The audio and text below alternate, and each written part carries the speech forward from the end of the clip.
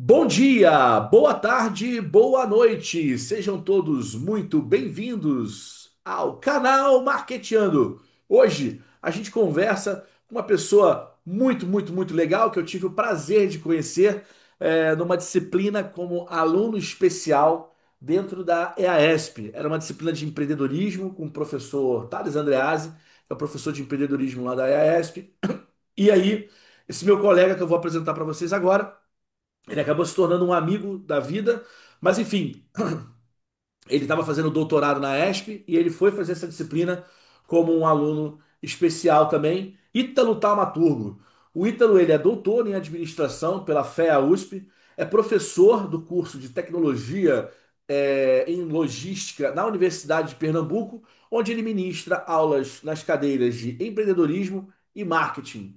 Ítalo, seja muito bem-vindo, é uma honra ter você aqui. Tanto tempo que a gente não se falava, né? Era só WhatsApp e LinkedIn e essas coisas, mas é uma honra estar podendo bater um papo maior aqui com você e espero aí em breve, de repente, poder estar te visitando aí na sua universidade ou você, de repente, vindo para São Paulo, a gente marca de se encontrar. Primeira pergunta, Ítalo, que eu queria fazer para você, já aproveitando que eu te apresentei aqui, na sua tese, que o assunto é muito interessante, eu queria trazer esse bate-papo para o Marqueteando. Você trabalhou com justiça organizacional dentro da teoria dos stakeholders, né? Então conta um pouco, né, como é que foi o caminho da sua tese. Claro, tentar deixar o assunto o mais palatável possível para quem de repente não está fazendo uma pesquisa de doutorado. E uma coisa que eu acho que também seria muito interessante você compartilhar aqui, Ítalo, é a tua experiência tendo feito uma parte do seu doutorado, né, o sanduíche no Canadá, lá em Toronto, com o professor Robert Phillips, que é um dos papas aí da teoria dos stakeholders. Então, mais uma vez, seja muito bem-vindo e fala um pouco aí dessa jornada no seu doutorado, na escrita da sua tese e como é que isso contribui, né, para o mercado. Oi, Gustavo. Olá a todos que nos escutam, que nos assistem. É um prazer estar aqui com você, né? Te reencontrar aqui nesse papo que eu acho que vai ser super interessante e bem legal. Vamos lá, contando um pouquinho da minha história. Primeiro, falando da minha trajetória no doutorado. Eu sou cearense e aí tive a oportunidade de fazer o doutorado na FEA USP. Me mudei para São Paulo, foi nesse período que eu encontrei o Gustavo, né, nas disciplinas que a gente fez. E eu trabalhei com a temática de justiça organizacional dentro da perspectiva da teoria dos stakeholders. Então, para quem não sabe, quem não conhece a teoria dos stakeholders, ela amplia um pouco a visão que há um tempo as organizações tinham de que a organização ela agregava valor somente para os acionistas. A teoria dos stakeholders vem quebrar um pouco dessa visão, compreendendo que a empresa, né, a organização, ela deve prestar atenção a todos os seus stakeholders, não só os acionistas, mas aos funcionários, aos clientes, à comunidade como um todo, à sociedade como um todo, entre outros stakeholders que fazem parte aí do sistema. E aí, ao longo do meu doutorado, eu fui trazendo uma relação na teoria dos stakeholders com a justiça organizacional, que foi uma temática que eu trabalhei no mestrado e fiz esse link com a teoria dos stakeholders no doutorado. Então, a justiça organizacional é a visão, né, da psicologia da justiça, em que as pessoas e os sistemas, eles têm uma inclinação para buscar o que que é justo, né, é natural da gente, a gente ser recompensado de forma justa e também prestar atenção para ver se as outros stakeholders, se as outras pessoas estão sendo tratadas de forma justa. E aí, dentro da minha tese, trabalhei com essa visão, né, de que uma premissa importante para que a teoria dos stakeholders aconteça é essa visão de justiça. E aí, essa ideia foi um pouco direcionada pelo meu orientador, o professor João Maurício, que é uma das pessoas que trabalha com a teoria dos stakeholders no Brasil. E ao longo do meu doutorado, né, eu fui desenvolvendo o trabalho, foi um pouco difícil, não foi fácil, pela própria ideia de justiça, né? o professor João Maurício tem uma inclinação mais para a área quant, e a gente buscou fazer um trabalho quant, né? Agora eu pensei, como é que eu vou medir justiça de forma quant? A gente encontrou um caminho, e é isso, né? Então,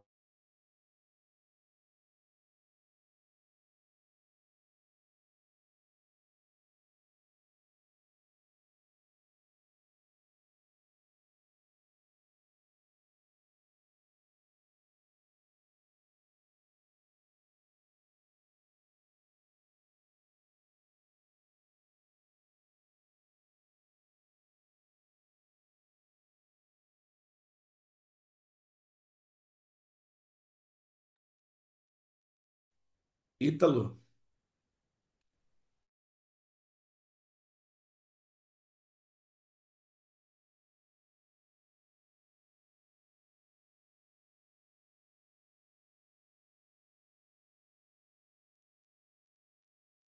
acho que deu uma queda aqui. voltou? Voltei, caiu Pode, aqui. não tem problema, eu Continuo? escutei, pode, assim, você falou, então é isso, aí congelou, não falou mais nada. Então você pode fazer daqui que aí eu edito, faço o corte para ficar bonitinho. Tá, eu falei. Depois eu falei do sanduíche. Não pegou Não, essa do parte. sanduíche não veio nada do sanduíche. Eu disse que a história da minha tese foi só uma das experiências que eu tive, né? E que a escolha pelo tema me levou à experiência do sanduíche. Não, conta aí porque isso não veio. Fala aí. Então, Tá, tá, fala aí. tá, então vou dar uma continuidade depois você corta. Mas tá legal assim? Tá ótimo, tá Dá pra ótimo. entender? Sim, deu Tá, para entender muito bem. tá bom. Tá bom. Mas a minha tese, né, foi só uma parte de toda a experiência que eu tive no doutorado. Eu vivi intensamente, né, o doutorado, fiz muita coisa, inclusive uma pandemia aí no meio.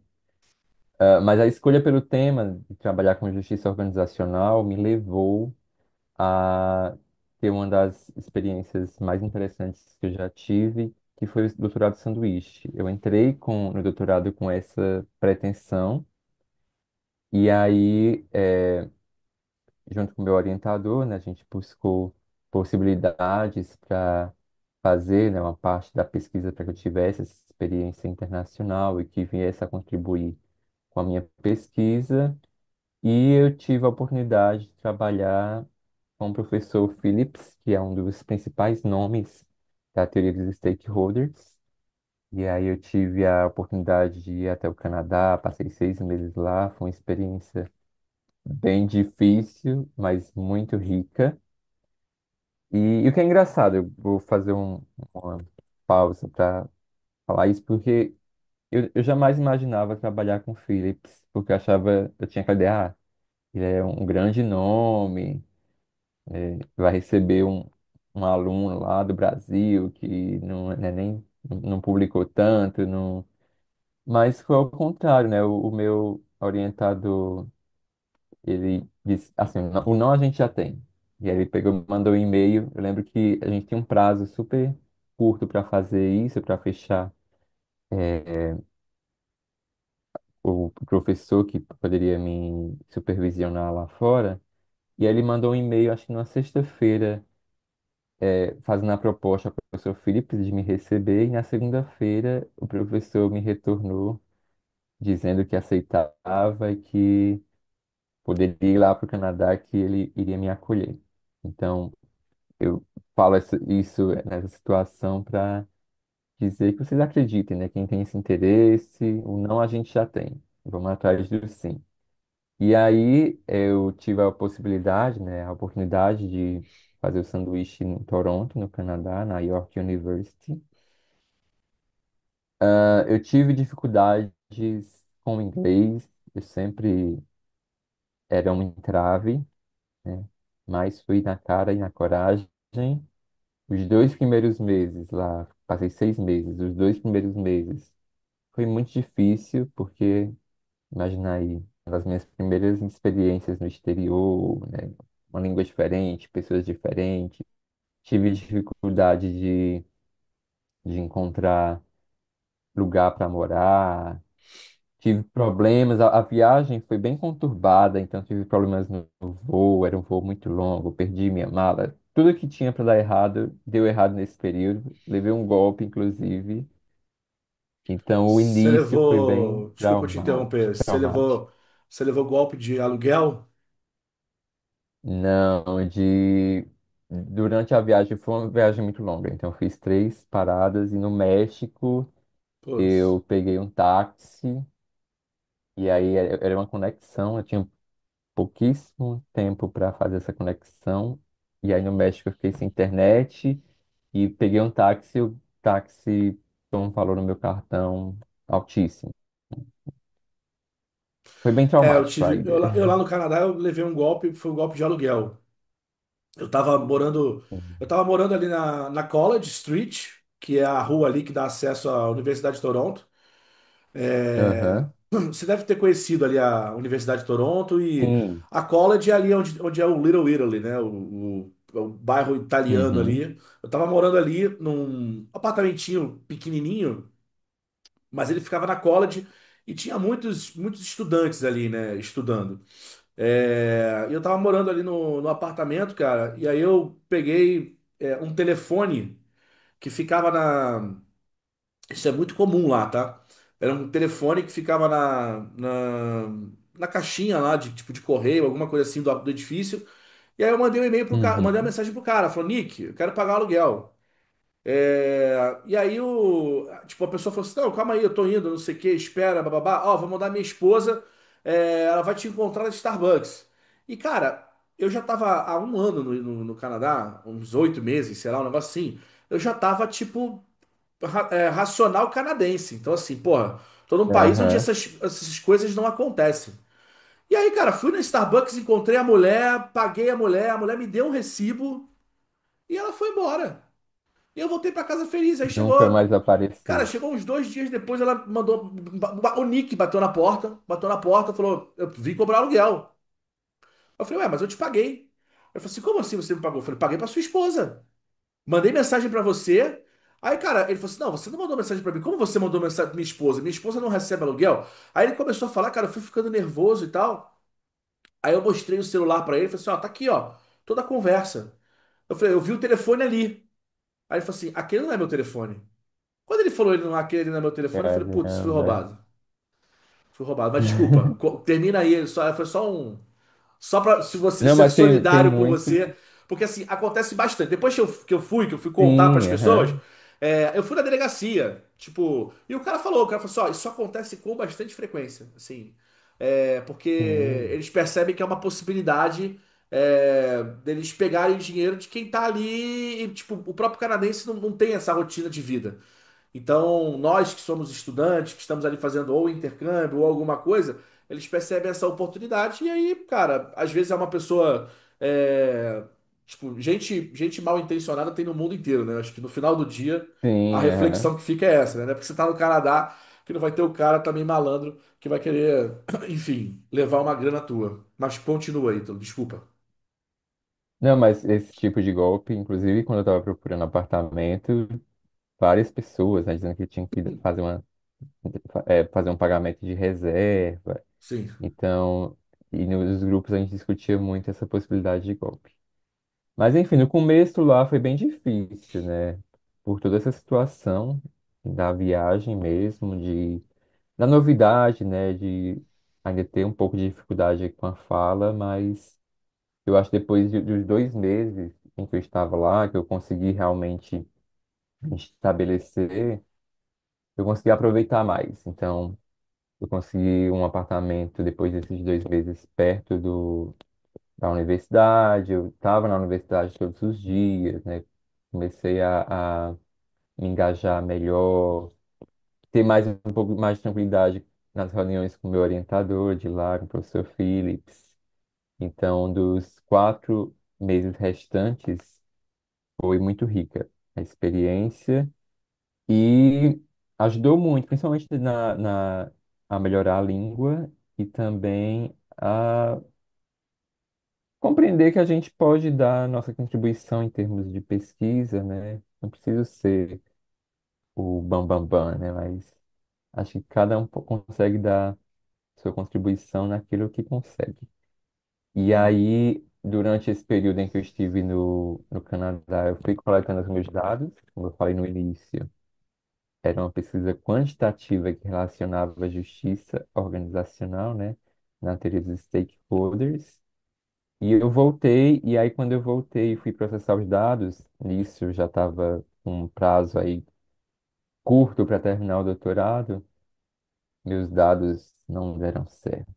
E aí, desespero de doutorando, né? Fui atrás de outros dados, isso meu relógio contando, né? O prazo afunilando.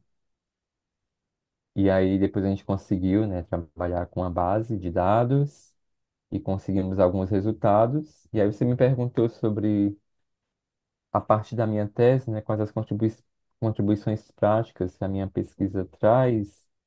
Eu acho que é uma visão. O meu estudo ele está dentro aí das discussões de ética em negócios. Então, é algo que é bem pontuado hoje em dia. A gente tem essas discussões, né, de responsabilidade social corporativa, de governança, o próprio ESG, né, esse conceito que se popularizou, traz essa relevância da gente observar o lado ético das organizações. E a partir do meu estudo, o que eu posso trazer isso para a prática é para que a teoria dos stakeholders, né, uma gestão de stakeholders, ela aconteça de uma forma efetiva, é crucial que a gente considere justiça, né? Porque justiça, todo mundo espera que as relações elas sejam justas, né? Eu espero que você seja justo comigo, você espera que eu seja justo com você. E aí, eu observei no meu estudo três tipos de justiça, que foi a justiça distributiva, que é uma justiça mais relacionada à distribuição dos resultados gerados pelas empresas. A justiça processual, que está muito ligada às regras estabelecidas pelas empresas para distribuir esses resultados. E a justiça interacional, que é a justiça das relações, né? Se você trata seus stakeholders com respeito, com cortesia, com transparência e com honestidade. E aí, observando essas justiças de forma separada, o resultado que mais deu significância, né, foi justamente a justiça processual, que é a justiça das regras. E a interpretação que eu tirei disso é que quando as empresas, ela deixa as regras claras, né, ela diz, vai acontecer dessa forma, a gente vai remunerar dessa forma, a gente vai ter mecanismos para ouvir também, né, regras que permitam, né, abrir canais para que a organização escute seus stakeholders. Então, quando ela faz isso, a justiça processual ela se mostra mais relevante para que as relações elas sejam entendidas como justas, né, nessa relação entre a organização e seus stakeholders. E eu acho que é uma boa, essa visão de justiça, eu acho que é um bom caminho para a gente, de fato, ter organizações mais éticas e mais justas, né? Porque você tem até um artigo que fala assim, que é quanto é muito? Às vezes a empresa entrega tanto, né? Por exemplo, para um acionista, e para fazer isso, tira de um stakeholder um pouco mais vulnerável.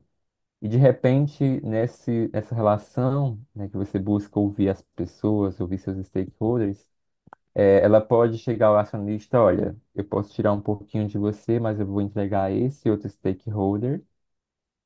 E o acionista ele pode entender. E aí você consegue equilibrar melhor, né, essa relação e fazer com que as relações elas sejam mais duradouras e mais justas ao longo do tempo. Então, acho que a contribuição que eu trago é isso, né? De que não é um paraíso essas relações de organização e stakeholders, mas que esse tipo de visão a partir da justiça pode equilibrar as relações e fazer com que essas relações sejam mais duradouras e que haja um benefício mútuo aí a todos os stakeholders envolvidos. Legal. Muito bom, cara. Pesquisa bem interessante. Eu assisti, né, a sua defesa de tese. É, achei bem legal. Muito, muito bacana escutar aí a evolução dessa sua pesquisa para as pessoas, né, para os empresários, né, até aqueles que têm visão de que no final do dia maximizar a riqueza dos proprietários é a única coisa que importa, né? É bem legal ouvir isso de você. E aí, Ítalo, você é professor na Universidade de Pernambuco, você dá aula de empreendedorismo e dá aula de marketing, né? Principalmente falando sobre empreendedorismo. Eu imagino que você dê aula é, para pessoas talvez mais jovens, né? A pergunta que eu quero te fazer, independente de ser jovem ou não, é como é que você vê, como é que você olha hoje quando você entra numa sala de aula para ensinar empreendedorismo? Dentro de um curso, numa universidade, como é que você vê a percepção de quem está ali sentado como aluno, né? Eu estou falando isso, Ítalo, porque a nossa sociedade é uma sociedade, o Brasil, de uma maneira geral, né? Ele tem muitos empreendedores, mas a gente não vê, né, dentro de casa, o incentivo para o empreendedorismo. A gente normalmente, dentro de casa, a gente vê o incentivo para que a pessoa arrume um trabalho, um bom emprego, uma multinacional ou faça um concurso público e tenha segurança, financeira, um trabalho que dê segurança financeira, o que eu acho que é meio até contraditório, né? Falar do país que a gente tem, com a economia que a gente tem, que muda o tempo inteiro e que de uma certa forma está sempre tentando se equilibrar e tal, falar em emprego que gere estabilidade, né? E falando então, não precisamos entrar em detalhes, mas assim, falando das mudanças que estão ocorrendo no mundo, né, as mudanças que um governante de um determinado país faz e que podem vir a impactar o Brasil, eu acho que é meio arriscado a gente querer dizer que vai ter trabalho estável, mas as pessoas ainda acreditam nisso. O que eu queria que você me dissesse é, tipo, você, professor da Universidade de Pernambuco, como é que você tem visto, né, essas pessoas chegando para uma aula de empreendedorismo? Você percebe mais as pessoas falando assim, cara, isso aqui é só mais uma disciplina, ou você percebe que as pessoas estão mais animadas, motivadas, pensando o empreendedorismo como uma alternativa interessante ao trabalho em que ela trabalha para os outros e que ela não trabalha de repente para ela? Como é que você vê isso? Você faz essa pergunta numa semana que eu li alguns artigos sobre a geração millennial, né? Que a gente tem algumas frustrações, porque né, é uma geração que teve dificuldades, né? Maiores dificuldades comparada da geração anterior. Então, ter uma carreira consolidada é mais difícil, comprar, né, ter um bem patrimonial é mais difícil porque é mais caro. E isso repercute, acho que, nas gerações posteriores. E falando um pouco dos meus alunos, né, um pouco da geração aí, geração Y, geração Alpha, que é essa geração que cresce junto com a tecnologia, eu vejo que tem um ponto em comum que eles buscam. Tem essa busca incessante de propósito nas coisas que eles fazem, né? Mas que às vezes se perde com a quantidade de possibilidades. Então,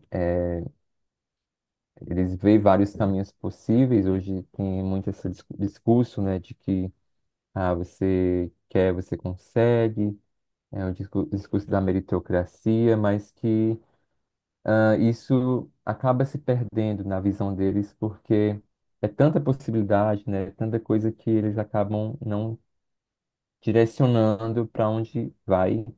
E aí o empreendedorismo ele surge como uma possibilidade, mas também que eu não sei o quanto eles, pegando um pouco da realidade, né, dos meus estudantes, quanto eles enxergam como de fato um caminho profissional para eles, né? Porque principalmente porque o empreendedorismo que a gente trabalha atualmente é muito focado nessa ideia de você criar uma startup, de ter esse link com tecnologia, né?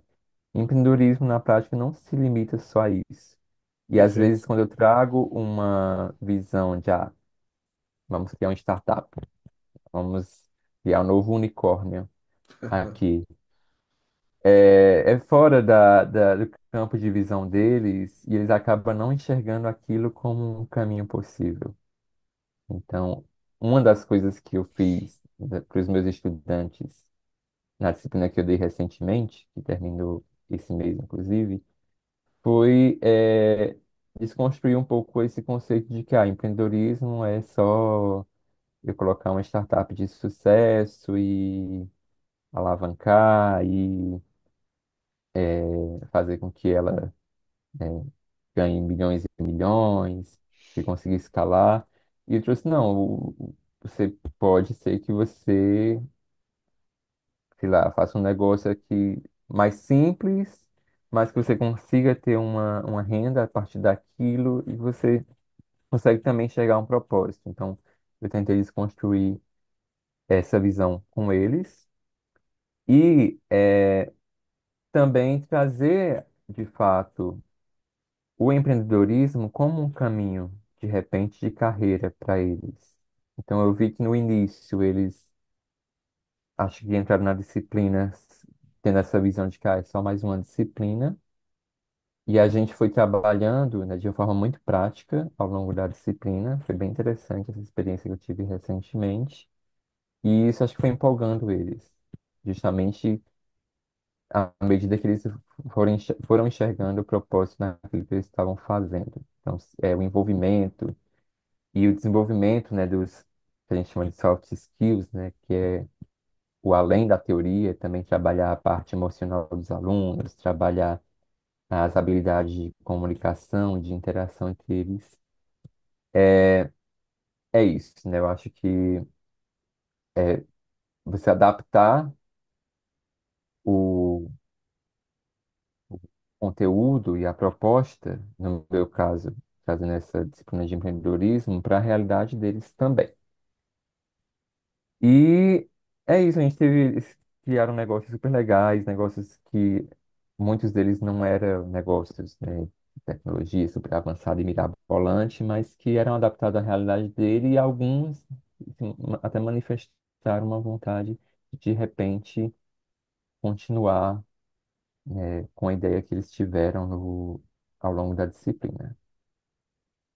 Não Bacana. sei se eu me perdi na pergunta, Não, não. mas É isso, né? Assim, você respondeu bem, né? Tipo, se eles em algum momento pensaram em desenvolver um negócio, levaram uma parte desse desenvolvimento dentro da sua disciplina, e mesmo terminando a disciplina, eles continuam com essa vontade de tocar o negócio, significa que, assim, tem gente que está pensando naquilo como uma alternativa, né? É legal, que porque eu acho que é uma, Pode falar. que eu acho que é, só pegando esse gancho, que a proposta da disciplina é isso também. O nosso curso, que é o curso de Tecnologia em Logística, é, é um campus que está fora da capital, fica na cidade de Nazaré da Mata, e na realidade, que é importante ver a realidade, existe limite, assim, de empregabilidade, então, eu acho que a gente tem que ser treinado tirando um pouco da visão romântica, né, do lado empreendedor, a gente tem treinado para ter alternativas, né, de carreira. Então, se eu de repente não consigo seguir por uma carreira numa empresa, porque não tem emprego, ou há uma dificuldade para entrar no mercado de trabalho, é importante que eu tenha uma carta na manga de saber que eu tenho outros caminhos possíveis. Acho que para essa geração atual, é interessante a gente desmistificar e romantizar, deixar de romantizar as coisas, né, de que tudo é possível, que tudo é lindo e maravilhoso, e saber que a gente, como a maior parte das pessoas, né, de classe C trabalhadora, a gente tem que ter caminhos para a gente consiga nos sustentar e ter um mínimo de uma carreira decente. Legal. Você tá falando aí, eu tô aqui no mapa, olhando onde é Nazaré da Mata. É bem afastadinho ali do Recife, né? Isso, fica 1 hora e meia, 2 horas aqui. É. Interessante, cara. Interessante. É, Então, aí, Ítalo, você comentou antes, né, da gente começar, que você trabalha com gamificação, né? Fala um pouquinho pra gente, né, você usa a gamificação dentro de uma dinâmica de sala de aula para ensinar tanto marketing quanto empreendedorismo? Então, eu sempre achei interessante a dinâmica dos jogos. Gamificação, para quem ainda não ouviu falar, é você pegar a dinâmica de jogos, elementos de jogos, a filosofia dos jogos e aplicar em coisas e locais e ambientes que não são jogos à primeira vista. Então, por exemplo, gamificar a educação é eu pegar a ideia de, sei lá, personagens, ranks, níveis e trazer isso para uma disciplina, por exemplo. E fazendo um link com o que a gente conversou na pergunta anterior, eu acho que nós, como professores, temos uma dificuldade de reter a atenção dos alunos, né? Nessa geração que cresce com a tecnologia. Então, o smartphone, computadores são muito mais interessantes do que a gente lá na frente. E aí a gamificação acaba sendo uma estratégia para isso, né? Para trazer o aluno mais para o centro do aprendizado, para você, né, estabelecer uma conexão que desenvolve uma aprendizagem nessa relação entre professor e aluno. E aí, eu não comentei com você antes, mas o meu projeto de tese para eu entrar no doutorado foi sobre gamificação. Apesar de eu ter gostado do que eu estudei na prática, né, na minha vivência no doutorado, é, a primeira proposta foi trabalhar com gamificação. Então, era mais voltada à área de ensino, só que, né, quando a gente é designado a um orientador, as coisas vão tem que se alinhar com o que ele pesquisa, e aí eu mudei um pouco isso e guardei essa ideia. E aí eu retomei, quando eu voltei para a sala de aula, essa possibilidade de trabalhar com a gamificação. E aí essa disciplina que eu dei recentemente de empreendedorismo, ela foi toda construída, né, em torno também da gamificação, e eu vi que ajudou muito, né, a reter a atenção dos alunos, a empolgar, a engajar eles, porque eles ficam animados, né, quando você... É diferente você tá lá É a realidade sentado deles, numa né, cara? cadeira. Assim, eles saem muitas vezes ou do jogo no celular, ou do jogo no console, se eles forem mais jovens, né? Mas assim, eles acabam saindo desse universo, né? E aí, quando eles chegam na sala de aula, se você acaba levando uma dinâmica mais entediante, por mais interessante que Uhum. seja o assunto, ele não engaja, né? E aí você traz a gamificação e fala, olha, sabe essa realidade que você tem em casa aí, de estar sempre competindo, disputando? Pô, vamos aprender trazendo essa realidade, né? Então funciona bem. Justamente, é muito diferente você... Nós mesmos, enquanto alunos, né, você está sentado numa cadeira e o professor só passando slide, é bem menos interessante do que você estar lá envolvido, né? Você está como protagonista do processo de aprendizagem. Então, você está fazendo, né? Você está se movimentando, você está trabalhando, né? E gerando um aprendizado naquilo. É importante que não é o jogo pelo jogo, mas também o jogo ele é construído buscando um resultado de aprendizagem. E aí foi isso que eu tentei nessa disciplina que eu dei recentemente de empreendedorismo, trabalhar com alguns elementos de jogos, então fizemos algumas competições que eles adoram, né? E teve um resultado bem positivo, né? Os alunos se engajam e acho que ajuda, né, eles a absorverem a proposta que foi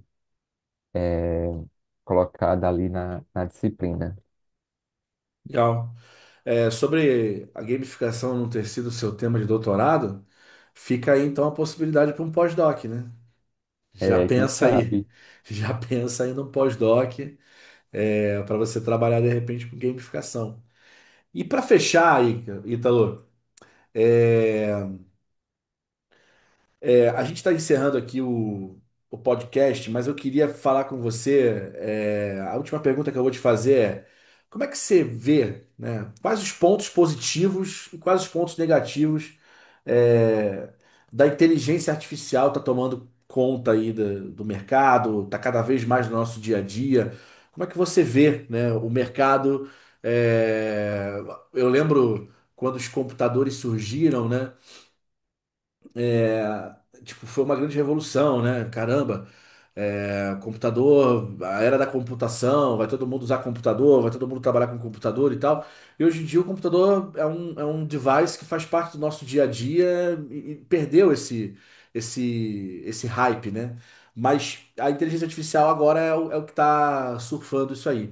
Eu queria que você falasse um pouco como é que você vê pontos positivos e negativos aí da inteligência artificial, seja para a educação, seja para o mercado, seja para o aluno, para o professor. Aí você fica à vontade para desenvolver como você quiser.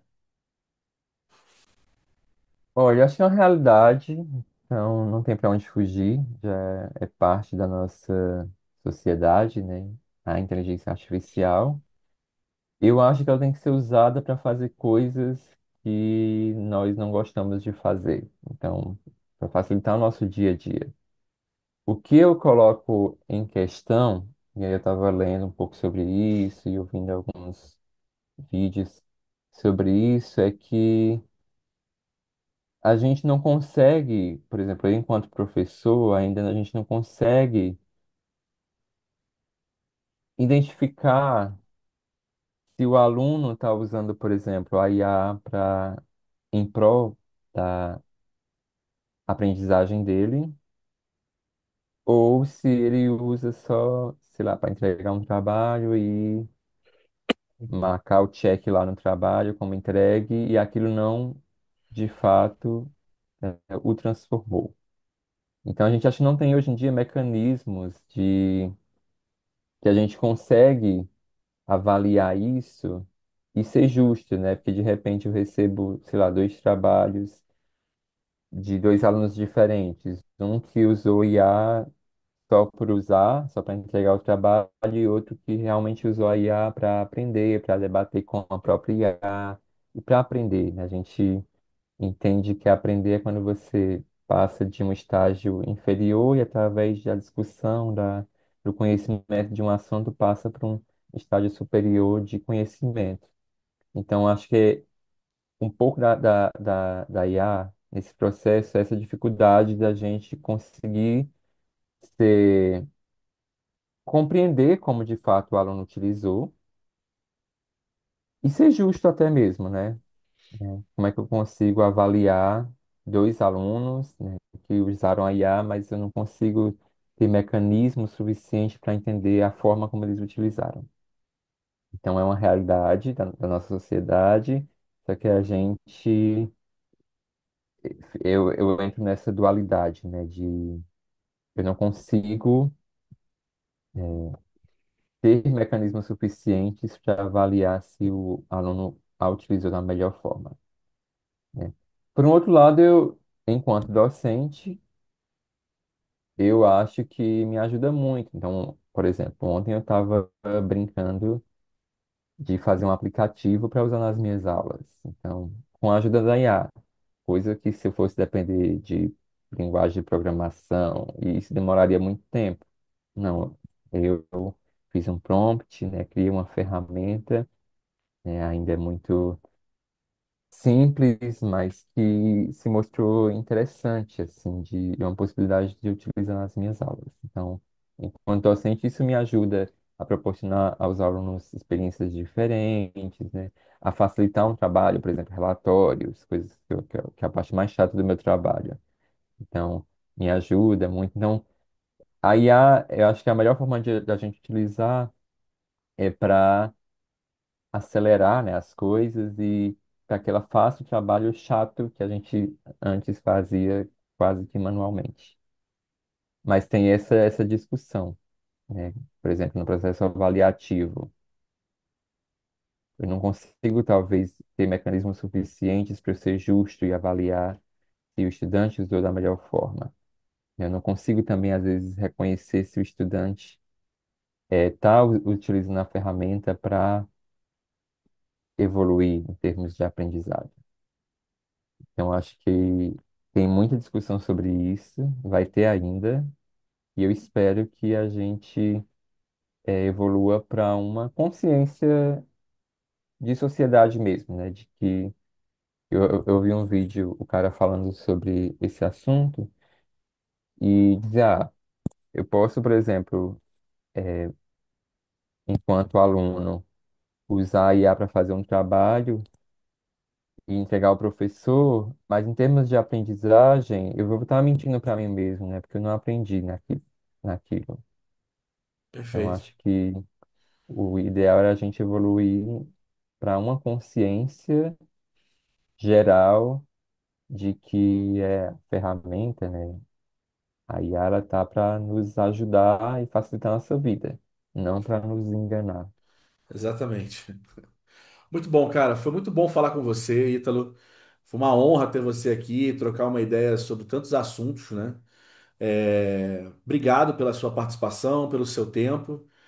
Só tenho a agradecer e assim que a gente disponibilizar isso aqui lá no YouTube, eu compartilho lá para o pessoal que de repente te acompanha também poder ver como é que foi esse bate-papo aí. Mas mais uma vez, cara, obrigado pelo teu tempo, obrigado pelo papo aqui. Foi uma honra conversar com você na Marquetiano.